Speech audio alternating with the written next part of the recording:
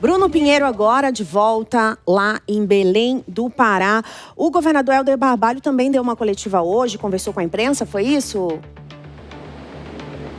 Exatamente, foi uma conversa rápida no corredor andando, foi a caminho do evento aqui e em uma rápida conversa ele me respondeu sobre a segurança aqui no estado. Eu conversava inclusive agora com o ministro Celso Sabino ainda sobre a segurança. A gente falava sobre isso, que está tendo muita atenção, porque a gente já falou aqui nas últimas semanas sobre esse acesso do crime organizado em vários ambientes. Então, não somente na segurança exposta de quem está aqui, mas nas hospedagens, na alimentação, no que é servido. Então, tudo muito atento, e foi justamente o que o governador disse, que eles estão confiando no esquema de segurança. E aí, sobre esse fundo de investimento, o Reino Unido ontem até fez uma fala dizendo que vai tentar conversar, fazer uma divulgação desse fundo lançado, o Fundo das Florestas, para tentar conquistar o apoio do mercado também.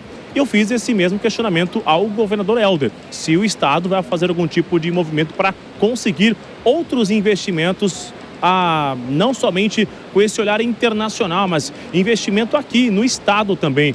Vamos acompanhar o que ele respondeu hoje um pouco mais cedo à Jovem Pan.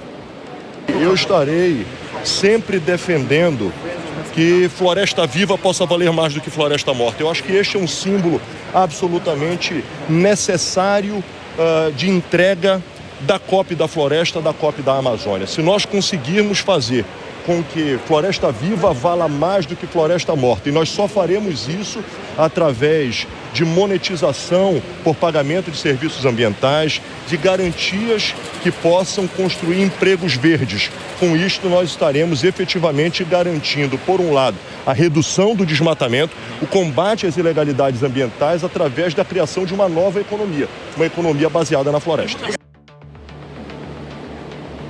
Essa foi uma conversa rápida, então, com o governador Helder. E só para a gente entender, eu fui tentar conversar com representantes do setor do agronegócio hoje um pouco mais cedo para entender como o setor está vendo justamente esse anúncio, esse fundo que o governo anunciou ontem, já conseguindo um pouco mais de 5,5 bilhões de dólares sobre esse fundo, sobre esse investimento. Ontem a ministra Marina Silva disse que existe uma segurança e que eles vão receber quase o dobro, né, de lucro desse investimento, e que, acima de tudo, o mais importante é a conservação ambiental. Conversei com o ex-deputado federal e o ex-presidente do IPA, o ex-deputado Nilson Leitão.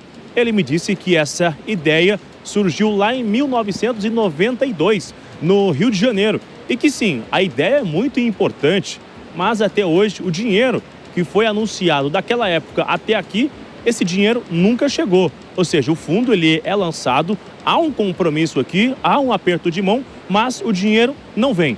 Agora, o que o agronegócio está entendendo? Que há uma falta de confiança sobre a administração desse dinheiro. Vai ficar na responsabilidade de quem? O que eu ouvi foi, se ficar na responsabilidade do governo atual, não tem como confiar. Se vir uma nova eleição, um novo governo, vai ter que ver quem é que será eleito, para ver se tem uma confiança ou não.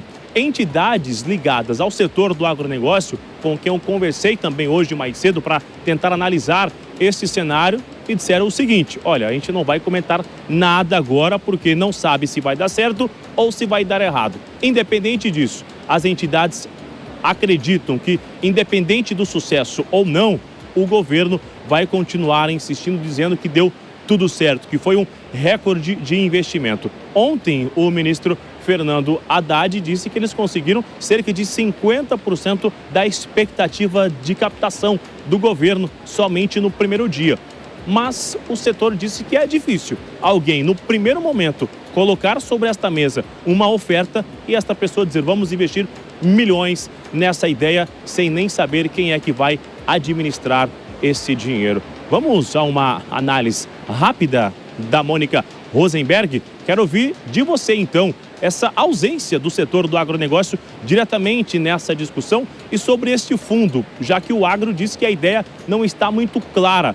Falta confiança e falta organização. Isso que eu ouvi. E a sua análise, Mônica? Bruno, é exatamente o que eu estava falando. Falta governança. Se houver uma governança clara, se houver regras muito claras sobre como vai funcionar a gestão desse dinheiro, desses valores, é possível que eles tenham confiança. Mas enquanto isso ficar atrelado à figura do governante, quem é o governador, quem é o presidente, quem vai administrar esse dinheiro, enquanto a gente ficar no quem e não estiver no como, realmente o agro não vai confiar, porque eles estão acostumados a ver rios de dinheiro sendo investidos e nenhum resultado sendo demonstrado. Então é querer muito dizer para eles, não, pode confiar em mim, a garantia sou eu. Precisa ter regras claras, precisa ter tudo isso escrito, registrado, discutido, inclusive envolvendo eles nessa discussão, e daí que haja depois compliance, que haja programas de integridade para verificar a adesão a essas regras. Daí a gente pode começar a falar em confiança. Só confiança porque existe um relacionamento nunca vai ser saudável.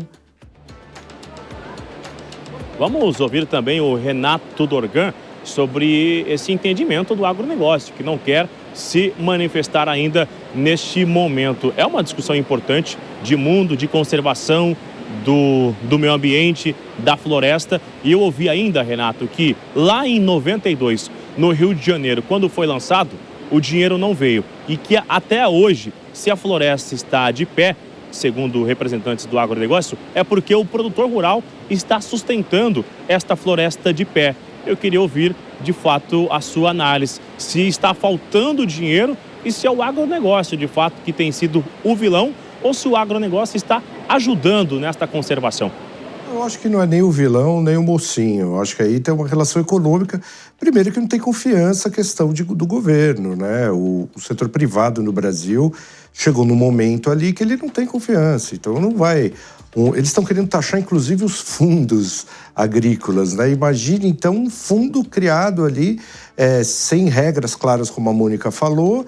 É muito solto isso, né? E a gente sabe também que, ideologicamente, o agronegócio, assim como o sistema financeiro, eles têm dúvidas em relação ao governo Lula, né? Então, talvez eles queiram até esperar, talvez ali, Tarcísio, Caiado ou Ratinho, eventualmente poder ser o próximo presidente. Existe muita dúvida ali. A questão que o agronegócio está segurando o desmatamento também não é. Não é isso, né? O que está segurando o desmatamento muito ali o Estado brasileiro segura de uma maneira isso. Nos últimos anos você teve uma piora no governo anterior, agora você teve uma certa melhora no desmatamento, mas não é o agronegócio em si. O problema ali, na verdade, é uma questão econômica, sem dúvida nenhuma. Você tem que preservar grande parte dessa floresta, porque o mundo já desmatou totalmente, principalmente o hemisfério norte ali, a China, a Europa, os Estados Unidos, né? Eles acabaram com as reservas de floresta, de tudo isso. Então, a gente precisa preservar, mas, ao mesmo tempo, a gente não pode esquecer o desenvolvimento econômico. Claro que você não pode deixar o agronegócio na mão do agronegócio isso, o Estado tem que controlar isso, mas, ao mesmo tempo, a gente precisa ter um desenvolvimento econômico. Então, é o que a gente fala do desenvolvimento sustentável, né? Eu não acho que nem tanto ao céu, nem tanto à terra, né? Eu acho que é o meio termo ali. Eu não acho que é o agro também que evitou o desmatamento, ou seja, gerado, mas compreendo que o agro não confie no governo num primeiro momento, para investir bilhões ali num fundo florestal que ele não sabe das regras. Isso é natural, ainda mais o governo Lula, ele tem ali um problema de relação ali com o agro e com o sistema financeiro. A gente sabe que o candidato ali do sistema financeiro e do agro não é o Lula para 2026 e possivelmente é um dos governadores, né? A Mônica Rosenberg estava pedindo também ali para falar, mas eu adorei a sua frase, que eu também não acho que foi o agro que preservou a floresta, Dorgan. Concordo. Mônica.